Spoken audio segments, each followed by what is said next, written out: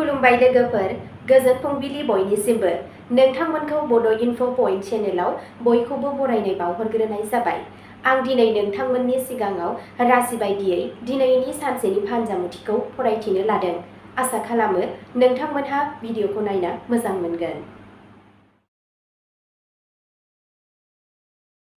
दिनै 13 सेप्तेम्बर 2025 मायथाइ एबा 27 भाद्र दान 1432 मायथाइ।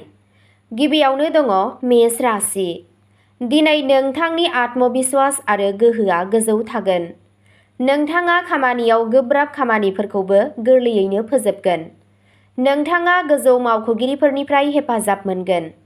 फालांगिरिफोरा गोदान बायग्राफोर आरो मुलाम्फानि खाबु मोनगोन। नखराव गोजोन थागोन। मोजां मोनलायनायनि सोमोन्दोआव गोदै थागोन। फरायसाफोरा बादायारि आनजादफोराव जाफुंसार जागोन। सावस्रिया मोजां जागोन, नाथाय गावनि आदाराव समानथि लाखि। रांखान्थियारि थासारिया गोख्रों जागोन। दावबायनायनि खाबु दं, जाय मुलाम्फा गोनां जागोन।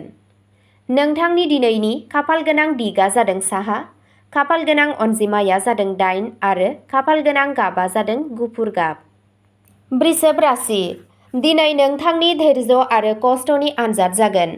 नोंथांनि साख्रियाव गोबां खामानिनि बजा थागोन, नाथाय जोबनायाव जाफुंसारनाया फैगोन। फालांगियाव बाहागोदारिनिफ्राय नोंथाङा मुलाम्फा जागोन।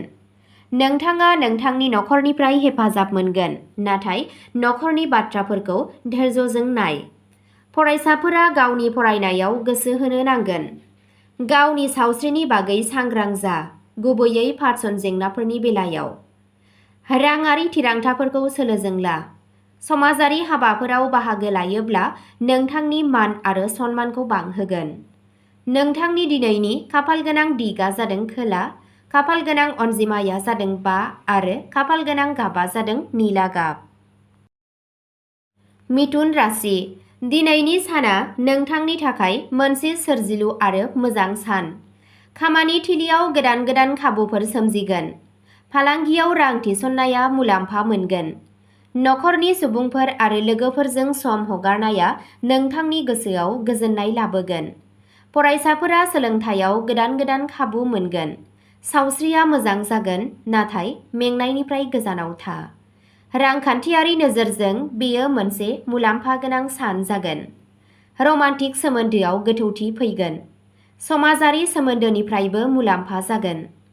नोंथांनि दिनैनि खाफालगोनां दिगआ जादों सोनाब, खाफालगोनां अनजिमाया जादों 2 आरो खाफालगोनां गाबआ जादों गलापि गाब। कर्क राशि। दिनैनि साना नोंथांनि थाखाय खाफाल गोनां आरो फिथाइ गोनां जागोन। खामानि थिलियाव बैसोगोरा सुबुंफोरनिफ्राय मदद मोनगोन आरो मासि जौगानायनि खाबुफोर दं। फालांगियाव गोसारथि आरो मुलाम्फा जागोन। नखरनि आबहावाया गोजोनथाव जागोन। नोंथांनि जिउनि लोगोरिजों सोमोन्दोआ गोदै जागोन। फरायसाफोरा फरायनायाव जाफुंसार जागोन। सावस्रिया मोजां जागोन। रांखान्थियारि बिथिङाव मोजां फिथाइ नुनो मोनगोन। दावबायनायनि खाबु दं, जाय मुलाम्फा गोनां जागोन। नोंथांनि दिनैनि खाफालगोनां दिगआ जादों खोला सानजा, खाफालगोनां अनजिमाया जादों 7 आरो खाफालगोनां गाबआ जादों गोजा गाब। सिंह राशि। दिनै नोंथांनि दैदेननाय रोंग'थिया सिगाङाव फैगोन। खामानि थिलियाव नोंथांनि थिरांथाफोरा मुलाम्फा गोनां जागोन। फालांगियाव गोदान रादाय खानायनि जाथावना दं। नखर आरो हाबा जानाय जिउआ गोजोन थागोन। फरायसाफोरा फरायनायाव जाफुंसार जागोन। सावस्रिया मोजाङै थागोन, नाथाय नारसिननायनिफ्राय गोजानाव था। रांखान्थियारि महरै साना गोख्रों जागोन। नोंथाङा समाजारि मान आरो मान मोनगोन। नोंथांनि दिनैनि खाफालगोनां दिगआ जादों सा सोनाब, खाफालगोनां अनजिमाया जादों 3 आरो खाफालगोनां गाबआ जादों गोमो गाब। कन्या राशि। दिनै नोंथाङा नोंथांनि खस्थ' आरो नाजानायनि मुलाम्फाखौ मोनगोन। नोंथाङा नोंथांनि साख्रियाव मासि एबा सिनायथि मोनगोन। फालांगियाव मुलाम्फा जागोन। नखराव गोजोन थागोन। फरायसाफोरा फरायनायाव मोजाङै दिन्थिफुंगोन। सावस्रिया मोजां जागोन। रांखान्थियारि महरै साना मुलाम्फा गोनां। नोंथाङा लोगोफोरनिफ्राय हेफाजाब मोनगोन। मोजां मोनलायनायनि सोमोन्दोआव गोदै थागोन। नोंथांनि दिनैनि खाफालगोनां दिगआ जादों सानजा, खाफाल गोनां अनजिमाया जादों 6 आरो खाफाल गोनां गाबा जादों गोथां गाब। तुला राशि। दिनैनि साना नोंथांनि थाखाय जाफुंसारनाय आरो खाफाल लानानै फैगोन। नोंथांनि साख्रियाव नाजानाया फिथाइ होगोन। फालांगियाव मुलाम्फा जागोन। नोंथाङा नखरजों सम हगारनायाव गोजोननाय मोनगोन। फरायसाफोरा फरायनायाव मोजाङै दिन्थिफुंगोन। गावनि सावस्रिखौ जोथोन ला। जर'खायै समानथि गोनां आदारखौ लाखि। रांखान्थियारि बिथिङाव जौगागोन। मोजां मोनलायनायनि सोमोन्दोआ गोख्रों जागोन। नोंथांनि दिनैनि खाफाल गोनां दिगआ जादों खोला सोनाब। खाफाल गोनां अनजिमाया जादों 9 आरो खाफाल गोनां गाबा जादों गोथां गाब। वृश्चिक राशि। दिनै नोंथांनि सानस्रि आरो बिथांखिफोरा मुलाम्फा गोनां जागोन। नोंथाङा नोंथांनि साख्रियाव गोजौ बिबानगिरिफोरनिफ्राय मदद मोनगोन। फालांगियाव बाहागोदारिनिफ्राय मुलाम्फा जागोन। नखरनि आबहावाया गोजोन थागोन। फरायसाफोरा बादायलायनायाव जाफुंसार जागोन। सावस्रिया मोजां जागोन। रांखान्थियारि थासारिया दिदोम थागोन। समाजारि हाबायाव बाहागो लायोब्ला नोंथाङा मान मोनगोन। नोंथांनि दिनैनि खाफाल गोनां दिगआ जादों सा सानजा। खाफाल गोनां अनजिमाया जादों 1 आरो खाफाल गोनां गाबा जादों फान्थाव गाब। धनु राशि। दिनै नोंनि खामानिया थाबैनो जोबगोन। नोंथांनि साख्रियाव मासि जौगाहोनाय एबा मान मोननायनि जाथावना दं। फालांगियाव गोबां मुलाम्फा जानो हागौ। नखराव गोजोन थागोन। फरायसाफोरा गावसोरनि खस्थ'नि फिथाइखौ मोनगोन। सावस्रिया मोजां जागोन। रांखान्थियारि बिथिंजों नायोब्ला दिनैनि साना मुलाम्फा गोनां जागोन। दावबायनायनि थाखायबो खाबु दं। नोंथांनि दिनैनि खाफाल गोनां दिगआ जादों खोला सानजा। खाफाल गोनां अनजिमाया जादों 4 आरो खाफाल गोनां गाबा जादों खमला गाब।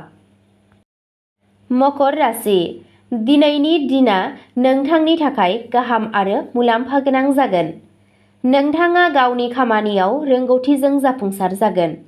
फालांगियाव जौगागोन। नोंथाङा नोंथांनि नखरनिफ्राय हेफाजाब मोनगोन। फरायसाफोरा फरायनायाव मोजाङै दिन्थिफुंगोन।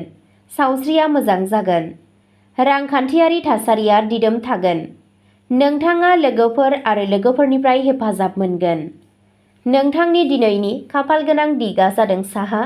खाफाल गोनां अनजिमाया जादों 5 आरो खाफाल गोनां गाबा जादों अख्रांनि गोथां गाब। कुम्भ राशि। दिनै नोंथांनि नाजानाया जाफुंसारगोन। नोंथाङा नोंथांनि साख्रियाव मोजां फिथाइ मोनगोन। फालांगियाव मुलाम्फा जागोन। नखर आरो जुलि जानाय जिउआ गोजोनथाव जागोन।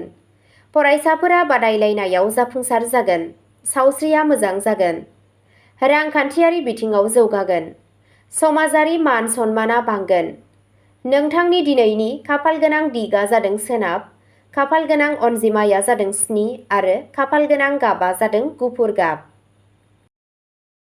मीन राशि। दिनैनि साना नोंथांनि थाखाय गोदान जाफुंसारनाय लानानै फैगोन। नोंथांनि साख्रियाव खस्थ' खालामनाया फिथाइ होगोन। फालांगियाव मुलाम्फा जागोन। नखर आरो जुलियारि जिउआ गोजोन थागोन।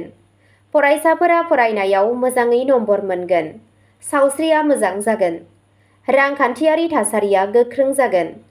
दावबायनाय आरो धोरोमारि हाबाफारिफोरनि थाखाय बे समा मोजां जागोन। नोंथांनि दिनैनि खाफाल गोनां दिगआ जादों खोला। खाफाल गोनां अनजिमाया जादों 6 आरो खाफाल गोनां गाबा जादों गोथां गाब। अब्ला दिनैनि राशि फरायथिनाया एसेनोसै। गोजोन्थों।